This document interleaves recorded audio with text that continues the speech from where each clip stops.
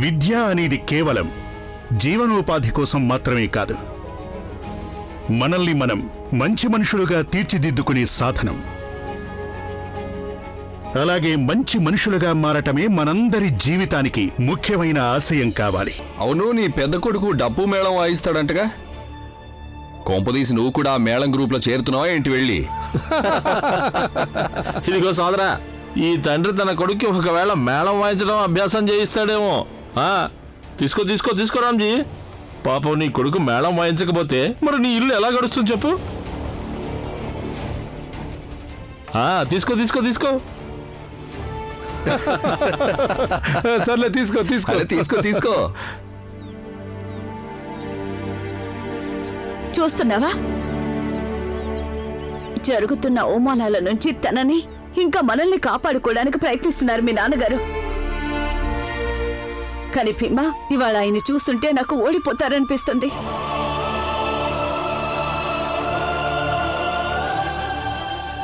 నన్నెందుకు చూస్తున్నా? చూడు, అటువైపు చూడు. అక్కడ హేళన చేస్తున్న ఆ మనుషుల్ని చూడు. ఇంకా అవమాన భారంతో ఉన్న మీ నాన్నగారిని చూడు.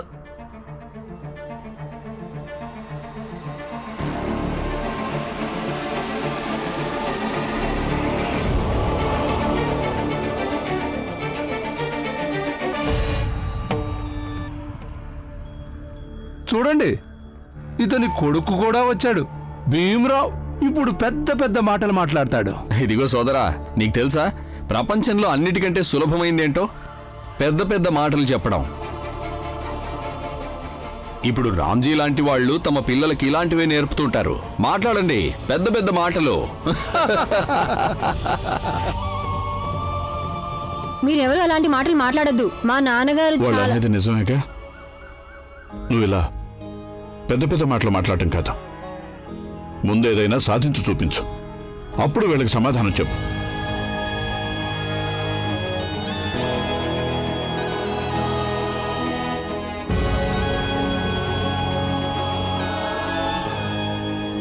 ఇంటికి పద. అరే ముందు నీ అలాంటి సంగతి చూడరా. అయిపోయింది, ఇప్పుడే ఇస్తాను. కారం కూడా ఏమంటావా? ఇక చాలే, ఊరుకోవయా.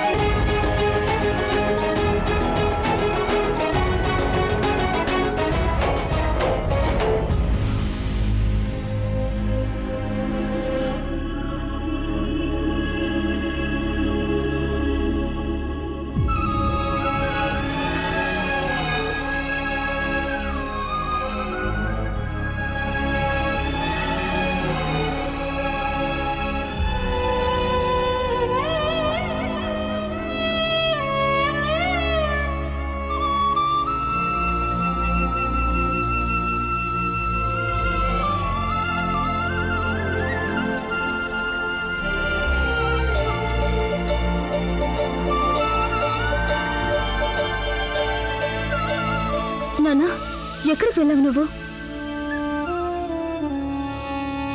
చెప్తాను.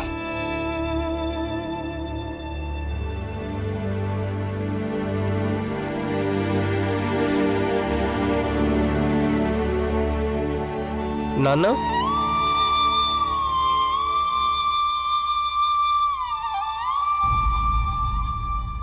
ఇదిగో, నువ్వు ఇవేగా మోగిస్తావు, అయితే ఇవే మోగించు.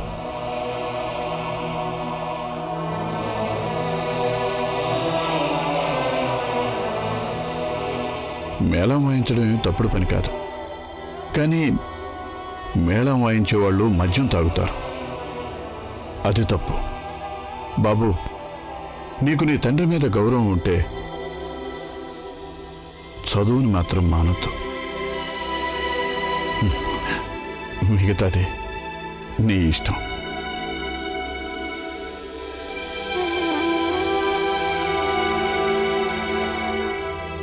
ఇదిగో తీసుకో బాబు.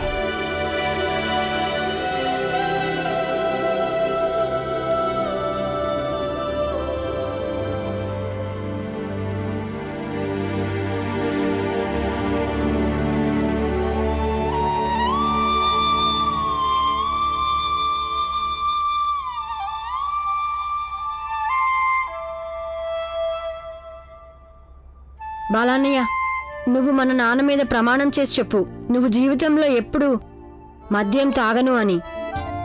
అప్పుడే మన అమ్మా నాన్నల భయం శాశ్వతంగా దూరమైపోతుంది.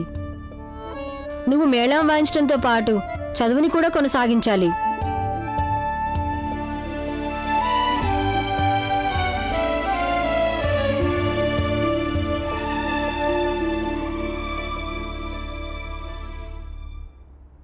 నాన్న, నేను మీ మీద ప్రమాణం చేసి చెప్తున్నాను, నేను జీవితంలో ఎప్పుడు మద్యం తాగను. ఈ విషయంలో మీరు నిశ్చింతగా ఉండండి. అలాగే నా వల్ల ఎంత కుదిరితే అంతవరకు చదవడానికి ప్రయత్నిస్తాను.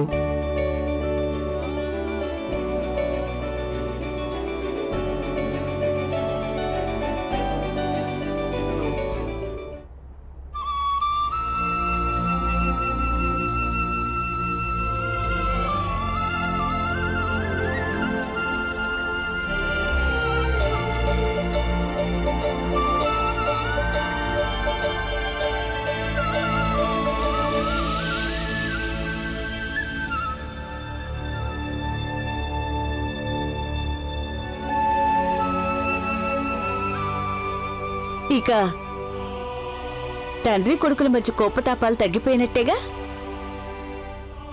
భీమా, నువ్వు నన్ను జడ్జిని చేసావుగా. నువ్వు ఇంకా బాలా ముందు ఈ విషయాన్ని ఒప్పుకుంటున్నారు. బాలా చదువు కొనసాగిస్తూనే మేళం వాయించడం నేర్చుకుంటాడు. కానీ నువ్వెప్పుడూ కూడా ఈ విషయాన్ని నిరాకరించకూడదు. లేదమ్మా, బాలా అన్నయ్య ఎప్పటికీ అలా చేయడు. బాలా అన్నయ్య చదువుకుంటాడు. సరే అయితే బాలా, నువ్వు చదువుకో, ఇంకా ఇంట్లో మేళం వాయించడం అభ్యాసం చేసుకో. ఇది జడ్జి తీర్పు. కానీ నేను ఇంట్లో వాయించాలని అనుకోవడం లేదమ్మా. నేను బయట వాయించి డబ్బులు సంపాదించాలనుకుంటున్నాను. మీ అందరికీ సహాయంగా ఉండాలనుకుంటున్నాను. సరే, ఇక మీరందరూ కూడా స్కూల్కి వెళ్ళడానికి తయారవ్వండి. మేము వంటకి ఏర్పాట్లు చేసుకుంటాం.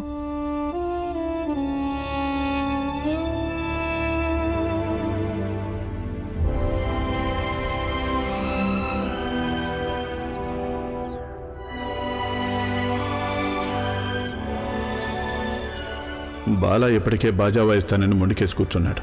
భీమ్ కూడా ఇప్పుడు బాలాలాగా మాట్లాడుతున్నాడు. నాకేమనిపించిందంటే కనీసం భీమైనా నా మాట వింటాడనుకున్నాను. నాన్నా, ఒక మాట చెప్పనా? ఇట్రా.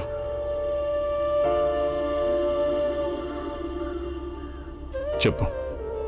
నాన్నా, నువ్వు మొన్న ఆ రోజు పురంజన్ బాబాయ్తో చెప్తున్నావుగా, భీమ్ కూడా నన్ను అర్థం చేసుకోవట్లేదని. కానీ నాన్న, ఆ మాట నిజం కాదు. నేను నిన్ను చాలా బాగా అర్థం చేసుకుంటాను. కానీ అలా వాదించాల్సి వచ్చి వాదించాను. నువ్వు మాత్రం దాన్ని తప్పుగా అనుకోవద్దు నాన్నా.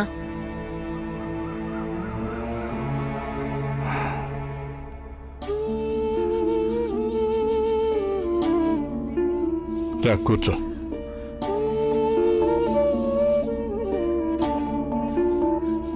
ఖచ్చితంగా వాదించాలి భీమ్. నేను ఇదైతే చెప్పలేను కానీ బాలా గురించి వాదించడంలో నీది ఎంత ఒప్పో ఎంత తప్పో, కానీ ఒకటి మాత్రం ఖచ్చితంగా చెప్పగలను. ఏ వ్యక్తి అయినా తమ జీవితంలో వాదన అనేది చెయ్యరో వాళ్ళు జీవితంలో ఏదీ సాధించలేరు. వాదన అనేది నిజానికి అబద్ధానికి మధ్య జరగాలి భీమ్. వాదన న్యాయానికి అన్యాయానికి మధ్య జరగాల్సి ఉంటుంది. వాదన హక్కులకి మరియు అణచివేతకి మధ్య జరగాల్సి ఉంటుంది. వాదన నిస్సహాయతకి అరాచకాలకి మధ్య జరగాల్సి ఉంటుంది. నాకు తెలిసి వాదోపవాదాల అనంతరం ఫలితం రూపంలో గెలుపోటములు తేలకపోవచ్చు, కానీ ఖచ్చితంగా మార్పు అనేది వస్తుంది. ఇక మార్పు రావడం అవసరం కూడా. భీమ్, నాన్న చెప్పే మాటలన్నీ నీకు అర్థమవుతాయా? లేదు, కానీ నాన్న చెప్తుంటాడుగా, సమయం వచ్చినప్పుడు అన్ని విషయాలు వాటంతట అవే అర్థమవుతాయని, ఇంకా సహాయం కూడా చేస్తాయని. అంతేగా నాన్న?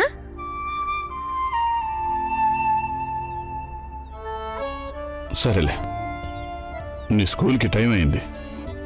వెళ్ళు, స్కూల్కి వెళ్ళు. వెళ్ళి తయారవు. నేను ఒక నెలపాటు దూర ప్రాంతానికి వెళ్తున్నాను. కాబట్టి నేను లేని సమయంలో మీరు వైస్ ప్రిన్సిపల్ హోదాలో స్కూల్ వ్యవహారాలు చూసుకోవాలి. అలాగేనండి. మీరు వచ్చేంత వరకు ఈ స్కూల్ని మరియు స్టూడెంట్స్ని జాగ్రత్తగా చూసుకుంటాను. మీ మీద నాకు పూర్తి నమ్మకం ఉంది.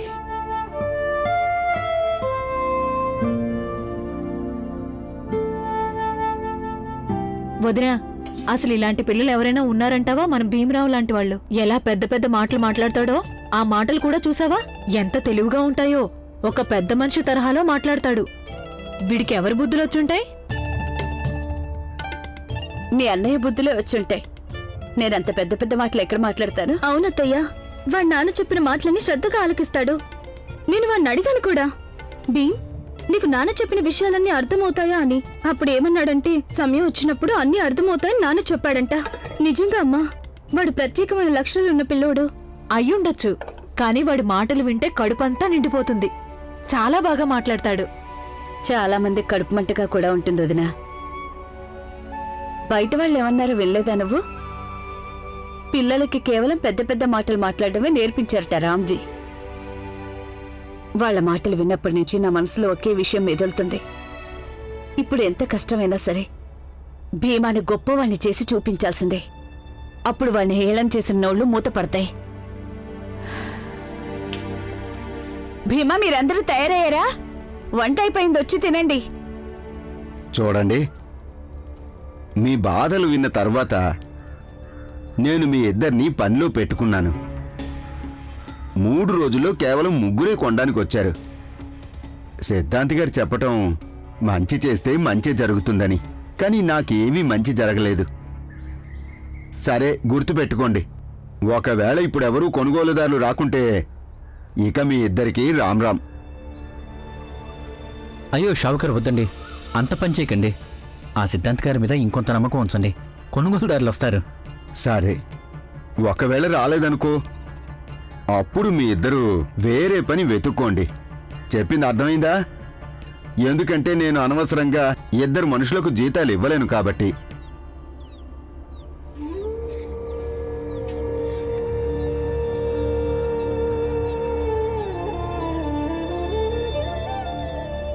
మనం ఇంకా ఎక్కువ కాలం ఇక్కడ ఉండేటట్టు కనిపించట్లేదు. వేరే పని ఏదైనా వెతుక్కోవాల్సిందే.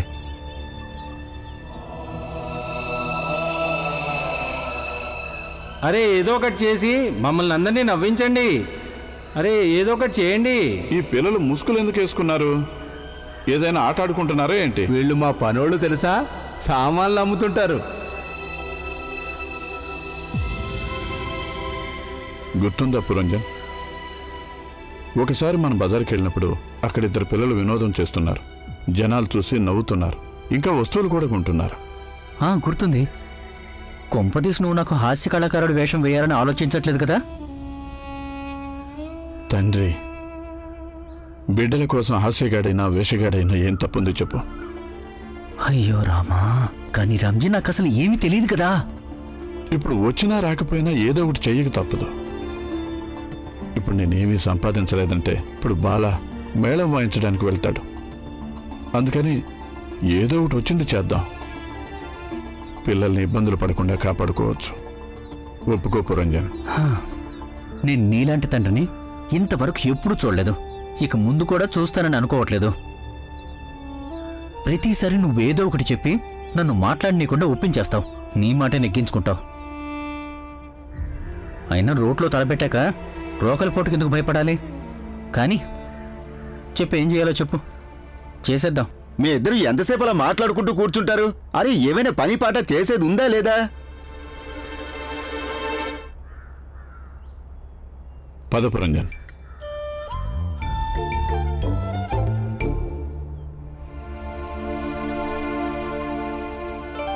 షావుకార్ గారు, మీ దగ్గర రంగులున్నాయా? రంగులున్నాయి, కానీ వాటితో ఏం పని? షౌకర్ గారు, జనాల్ని వినోదింపజేసి బెరాలు తీసుకొస్తాం. వినోదమా? ఏంటి పిల్లలు, పరీక్షలకు బాగా సిద్ధం అవుతున్నారా? వెరీ గుడ్ పిల్లలు. ఇప్పుడు ఒక ముఖ్యమైన విషయం చెప్తాను. ఈసారి ఆంగ్లేయుల ప్రభుత్వం ఒక కొత్త ప్రయోగం చేస్తోంది. జిల్లాలోని ప్రతి విద్యాలయాన్ని డివిజన్ వారీగా విభజించింది. ప్రతి ఒక్క స్కూల్ నుంచి టాప్ వచ్చిన స్టూడెంట్ను సన్మానించడం జరుగుతుంది. రాత్రి డిన్నర్ పార్టీ ఇస్తారు. దాంతోపాటు వాళ్ళ తల్లిదండ్రులు కూడా సన్మానించడం జరుగుతుంది. ఈ లెక్క ప్రకారం మన విద్యాలయం నుంచి కూడా టాప్ వచ్చిన స్టూడెంట్ని ఇంకా అతని తల్లిదండ్రుల్ని అక్కడికి ఆహ్వానించడం జరుగుతుంది. కానీ దీనికోసం మీరందరూ ఒక పోటీ పరీక్ష రాయాల్సి ఉంటుంది. మీరందరూ ఆ పరీక్షలో పాల్గొనాల్సి ఉంటుంది. అర్థమైందా? సరే, ఇప్పుడు చెప్పండి, ఎవరెవరు ఈ పరీక్షల్లో టాప్ రావాలని కోరుకుంటున్నారు? నేను టాప్ వస్తాను గురుగారు. చెయ్యొద్దు భీమ్, అరే చెయ్యొద్దు. భీమ్, నువ్వు ఈ పరీక్షలో టాప్ రావాలనుకోవటం లేదా? ఖచ్చితంగా వస్తాను మాస్టర్ గారు. ఇది అధ్యాపకులకి ఇంకా స్కూల్కి గౌరవం తెచ్చే విషయం. ఇక దానికోసం కావాల్సింది ఏంటంటే శ్రద్ధగా చదువుకోవడం. చాలా మంచి విషయం చెప్పావు నువ్వు. చూడండి పిల్లలు, మనం ఈ విషయం భీమ్ దగ్గర నేర్చుకోవాల్సి ఉంటుంది. ఉత్సాహం ఉండటం మంచి విషయమే, కానీ ఆ ఉత్సాహాన్ని ఎక్కడ ఎలా ఉపయోగించాలో అది అందరూ తెలుసుకోవాల్సిన విషయం. మేము టాప్ వస్తాము అంటూ అరచి చెప్పటమా, లేక పరీక్ష కోసం మనసు లగ్నం చేసి చదవటమా? అర్థమైందా? అర్థమైంది మాస్టారు. ఇక్కడ భీమ్ ఒక్కడే విద్యార్థి, గొప్ప విద్యార్థి. మేమందరం ఇక్కడికి కథలు వినటానికి వస్తున్నాము. మీరు వాడొక్కడికే చదువు చెప్పండి మాస్టారు. అరే నువ్వు మీ నాన్న దుకాణంలో కూర్చొని బంగారం గీకు, ఇక్కడికొచ్చి మా బుర్రలు ఎందుకు గీక్తావు? వద్దానన్, మనం ఇతరుల వృత్తిని ఆక్షేపించడం సరికాదు. ఏ వృత్తి కూడా చిన్నది పెద్దది అని ఉండదు. కానీ గురుగారు, వీడెప్పుడు ప్రతి దాంట్లో మా తమ్ముడిని ఎగతాళి చేస్తూ ఉంటాడు. ఇది కూడా చాలా తప్పు. మనం ఎవరిని తక్కువ చేసి మాట్లాడటం మంచి పద్ధతి కాదు. వీళ్ళు తక్కువ వాళ్ళు, వీళ్ళని తక్కువ చేసి మాట్లాడడానికి ఇంకా అవసరం ఏముంది? వాళ్ళు తక్కువ జాతి వాళ్లే. ఇక మీరు ఒక్కరే. మీరు పదే వాడిని పైకి తీసుకురావాలని ప్రయత్నిస్తూ ఉంటారు. కానీ వాస్తవం ఏంటంటే వీళ్ళు ఎప్పటికీ పైకి రావడం జరగదు. చూడు, నువ్వు చాలా అమర్యాదగా ప్రవర్తిస్తున్నావు. నోరు మూసుకొని క్లాసులో కూర్చో, లేదా బయటికి పో. నేను మీ క్లాస్లో అస్సలు చదువుకోను. నేను ఇక్కడి నుంచి వెళ్ళిపోతున్నాను.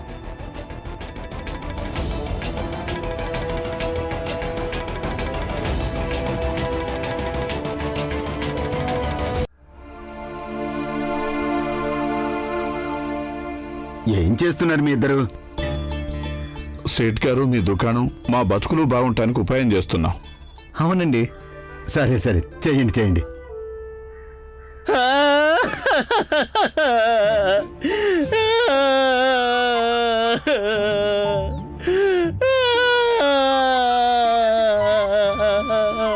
అరే ఏమైంది?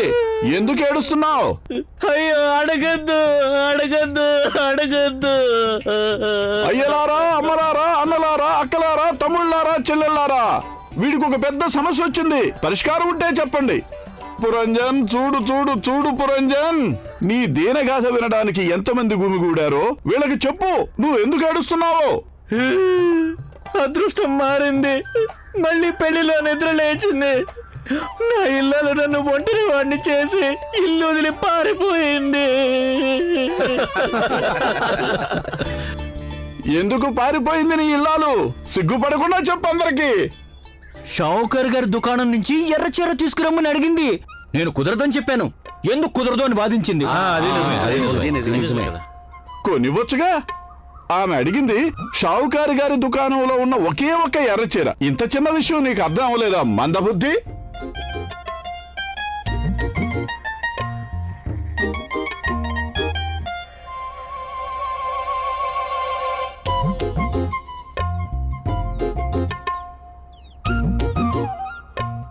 షావుకర్ గారి దుకాణంలో ఉన్న చీరలు అబ్బబ్బబ్బా, ఎన్ని రంగులు. కొంపదీసి నువ్వు ఇచ్చావా? అందుకనేనా నీ పెళ్ళాం అంత సంతోషంగా ఉంది?